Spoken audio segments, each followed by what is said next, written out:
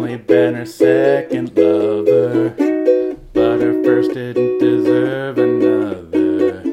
She'd been searching like a clue for a crime, hoping things aren't always the best the first time. She had found him in the literature section of a bookstore with a hefty collection of works by feminists and gays and Marxists, manuals and bastions of soul catharsis.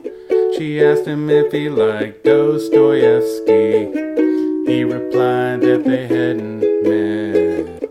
Thoroughly amused but impressed, and yet she took out a pen and gave her number to him so he'd know she didn't want to be alone.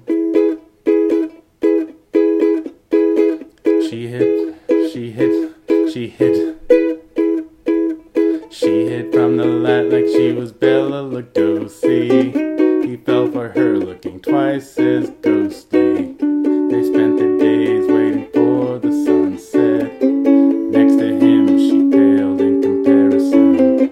They wore black because it made them look dead. Her pale skin, her lips painted blood red, made her look like she could play Moria Zaleska, but she never would have looked that good in front of a camera. He thought she was all he ever admired, surely someone he could listen to all day. He thought she had persona of whom he'd never grow tired, so he picked up the phone to see if she was at home, 'cause he'd know she didn't want to be alone.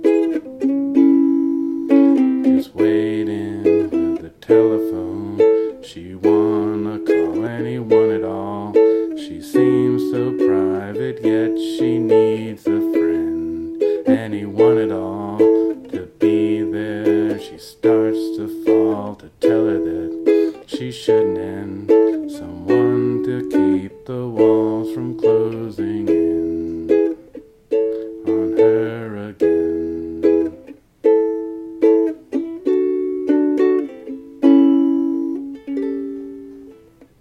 Their first date was at a double feature.